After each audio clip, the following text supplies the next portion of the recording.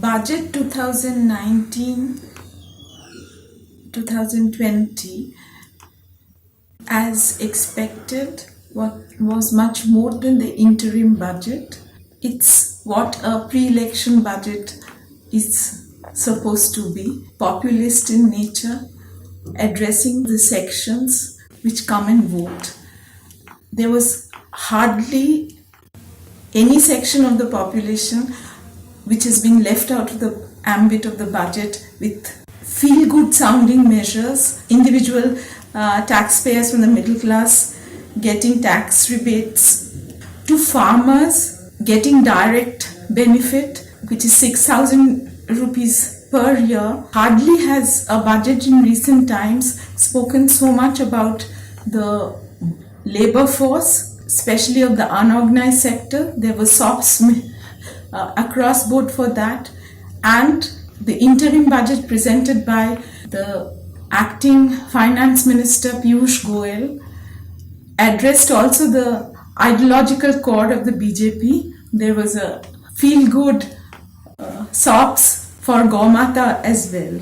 So as a young BJP MP told me right after the budget presentation, it is a great budget, it's an excellent budget, and it is ideologically compatible to our line of thought.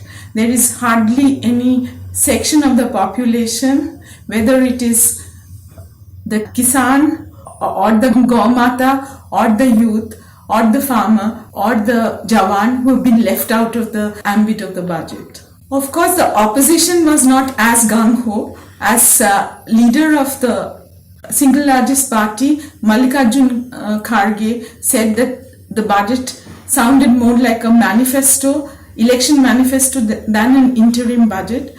And later, speaking on the budget, analyzing the budget, the former finance minister P. Chidambaram was also critical of it in very many ways, saying the fiscal prudence has not been maintained. However, the treasury benches and the BJP MPs who were in the past 6 months sounding a little bit downbeat ever since the party lost 3 election in heartland states, today sounded very happy and upbeat. And the budget had a ring to it that they felt would help them go to the people and seek votes.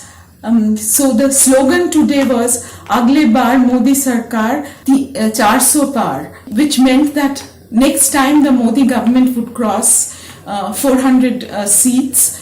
The budget was seen in those kind of populist terms. The budget they felt was a please-all budget, which would help them go to the electorate and help them seek votes in greater numbers, because it had something for everybody. It has tax SOPs for the middle class.